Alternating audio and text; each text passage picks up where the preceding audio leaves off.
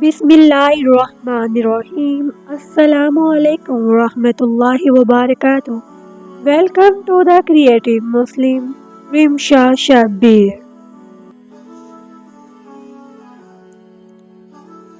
बिस्मिल्लाहिर्रहमानिर्रहीम। अस्सलाम वालेकुम। द क्रिएटिव चैनल मुस्लिम में खुश आमदीद।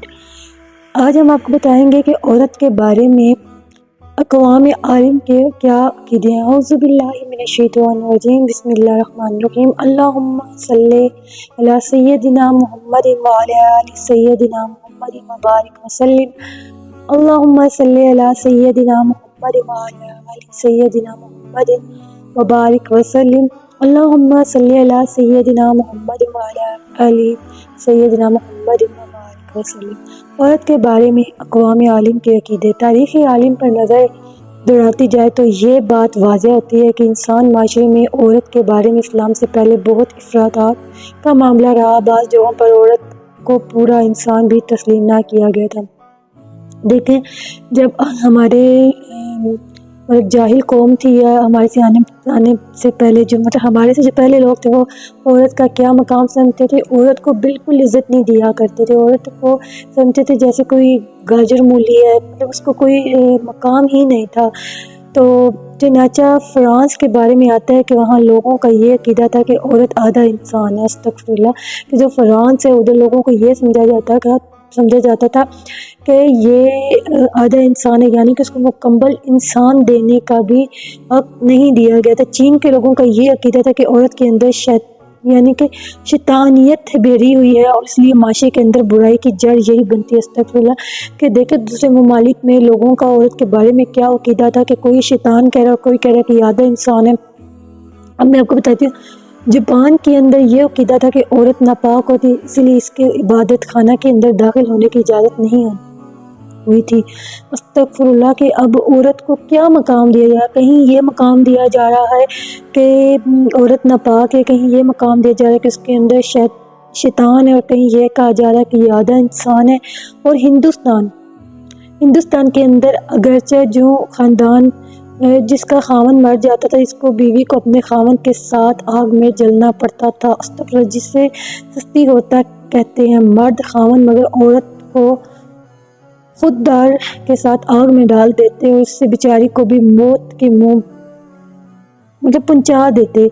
अब अरब के अंदर बेटी का पैदा होना बेइज्जती समझा जाता था, चनाचे वो लोग बेटी को पैदा होते ही दफन कर दिया करते थे। जब मैं बात सोच रही हूँ कि औरत को अगर पैदा होते ही दफन कर देते थे तो फिर बच्चे पैदा कहाँ से होते थे। और अब यहाँ से अब आपको बताएंगे औरत को मकाम कहाँ से मिला। औरत को इस्लाम में हमारी औरत के लिए क्या तालीमात है।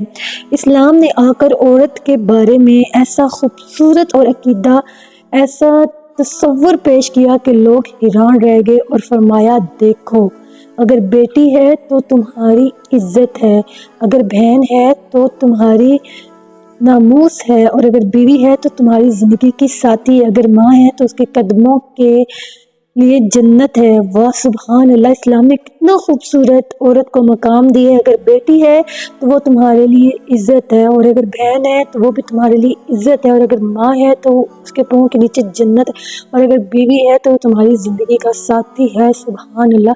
क्या खूबसूरत इस्लाम ने औरत को मकाम दिया है। दीन इस्लाम ने अज़वाजी ज़िंदगी के साथ तुम्हारे लिए जन्नत है। दीन इस्लाम ने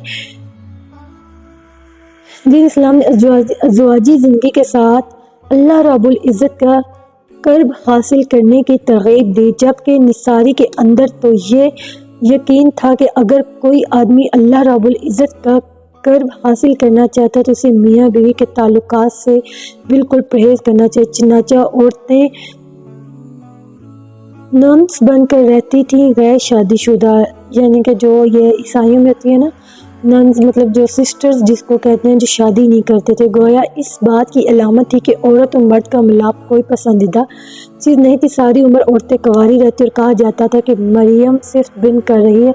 और अच्छा, आज मुझे इस बात का ये पता चला है कि यहाँ पे सिस्टर्स क्यों बनती हैं, मतलब ये ईसाई में जो है ना सिस्टर्स क्यों बनती हैं। ठीक हो गया। ये یہ مریم صفت بن کر رہی ہے اور مرد اب بن کر رہے ہیں، یعنی کہ مرد اور عورت جو فادر کہلاتے ہیں وہ شادی کیوں نہیں کرتے؟ اسلام نے کہا، دیکھیں اب یہاں سے یہ بات نوٹ کریں، اسلام نے کہا کہ اسلام کے اندر رہنا اہمیت ہے کہ انسان ماحول معاشرے سے کٹ کر ایک کمرے میں بند ہو جائے، مسئلے یہ عبادتیں کرو، تسبیحاں کے دانے گھماتے رہیں اور سمجھنے کہ مجھے اس طرح اللہ کا گھر ملے گا۔ دین اسلام نے کہا کہ اللہ رب العزت کی طرف جو راستہ جاتا ہے وہ جنگلوں اور غاروں سے ہو کر نہیں جاتا۔ سبحان اللہ، کہ اللہ کی طرف جو ہم راستہ جاتے ہیں، جو ہم کہتے ہیں کہ ہم نے اللہ کی طرف جانا ہے، یہ راستہ جو ہے وہ جنگلوں یا غاروں یا تنہائی نہیں بلکہ ان گلی کوچوں کے بازاروں سے ہو کر جاتا ہے۔ انسان اگر معاشرے میں رہتا ہے تو اس پر جو بھی دوسروں کے حقوق عائد ہوتے ہیں، یعنی اس پر جو بھی لوگوں کے حقوق ہیں ان کو ادا کرے تو اس شخص کا قرب جلدی حاصل نصیب ہوگا۔ چنانچہ قرآن پاک میں فرمایا، یہ رہنیت کی تو بعدت انہوں نے احتجاج کر لی تھی کہ اللہ رب العزت نے تو ان کو حکم دیا تھا کہ اب جو سورۃ حدید 47 بلکہ اللہ تعالیٰ فرماتے ہیں وَلَقَدْ أَرْسَلْنَا رُسُولًا مِّن قَبْلِكَ، اے محبوب ہم نے آپ سے پہلے بھی رسول بھیجے، وَجَعَلْنَاهُمْ لَهُمْ أَزْوَاجًا وَذُرِّيَّاتً، اور ہم نے ان کے لیے بھی بیویاں اور اولادیں بنائی۔ گھر کیسے آباد ہوتے ہیں؟ اب یہ جو ٹاپک ہے یہاں پہ یہ بات آتی ہے کہ گھر کیسے آباد ہوتے ہیں۔ جب اینٹیں جڑتی ہیں تو مکان بن ہی جاتے ہیں، ٹھیک ہے، جب اینٹیں جڑتی ہیں تو مکان بن ہی جاتے ہیں، اور جب دل جڑتے ہیں تو گھر آباد ہو جاتے ہیں۔ ازواجی زندگی کا بنیادی اصول یہی ہے کہ دل ملتے رہیں اور دل جڑتے رہیں تو گھر آباد ہو جاتے ہیں۔ اللہ تعالیٰ نے امام حوا علیہ السلام کو آدم علیہ السلام کے سر سے نہیں بنایا کہ کہیں تم عورتوں پر سر پہ نہ بٹھا لو، اور نہ ان کو پاؤں سے بنایا کہ تم انہیں پاؤں کے جوتے سمجھنے لگ جاؤ، بلکہ آدم علیہ السلام کی پسلی سے اماں حوا کو نکالا، اور اس میں دو حکمتیں تھیں، ایک تو یہ کہ تمہارے دل کے قریب سے نکلی گئی لہذا تم اپنی بیوی کو اپنے دل کے قریب رکھو، اور دوسری حکمت یہ تھی کہ دل کی حفاظت پسلیوں سے ہوتی ہے تو مرد کی حفاظت عورت کی وجہ سے ہوتی ہے، لہذا جو حضرات اپنی بیویوں کے ساتھ محبت و پیار رکھتے ہیں تو اور غیر معلوم عورتوں سے فتنوں سے محفوظ رہتے ہیں۔ سبحان اللہ۔ اب یہ دیکھیں نکاح کا حکم تو اللہ تعالیٰ نے جب پیغمبروں کو بھی بیویاں اور اولادوں کے ساتھ زندگی گزاری تو پھر بندہ کیسے کہہ سکتا ہے کہ ازواجی زندگی میں اللہ کی معروفیت حاصل کرنے میں رکاوٹ ہوتی ہے؟ چنانچہ قرآن پاک میں حکم دیا گیا فَانْكِحُوا مَا طَابَ لَكُم مِّن النِّسَاءِ، یہ سورۃ نساء ہے، تم عورتوں سے نکاح کرو عورتوں میں سے جو تمہیں پسند ہو، اور نبی السلام نے فرمایا نکاح من سنتی، اور نکاح میری سنت ہے، اور دوسری حدیث میں فرمایا فَمَن رَاغِبَ عَن سُنَّتِي فَلَيْسَ مِنِّی، جو میری سنت سے اعتراض کرے گا وہ آدمی مجھ سے ہی نہیں ہوگا، یعنی امت سے ہی وہ بندہ خارج کر دیا جائے گا۔ یہاں پر ایک مسئلہ سن لیجئے کہ عام طور پر یہ لوگ کہتے ہیں کہ نکاح کرنا سنت ہے، تو دیکھیں جس بندے کو یہ یقین ہو کہ اگر نکاح نہیں کروں گا تو زنا کا مرتکب ہو جاؤں گا، اس بندے کے لیے نکاح کرنا فرض ہے۔ سنت اس بندے کے لیے ہے جو بندہ یہ سمجھے کہ اگر میں نکاح نہ بھی کیا تو پھر بھی میں گناہ سے بچ کر زندگی گزاروں، لہٰذا ہم جیسے عام لوگ نکاح کو اپنے لیے سنت نہ سمجھے بلکہ فرض سمجھے۔ یہ 100% پکی بات ہے کہ جہاں نکاح نہیں ہوگا وہاں زنا ہوگا۔ اللہ رب العزت نے اسی لیے نکاح کی اہمیت کا بیان یوں فرمایا اور حکم دیا کہ تم اس پر عمل کرو۔ اب آپ لوگوں کو سمجھ آئی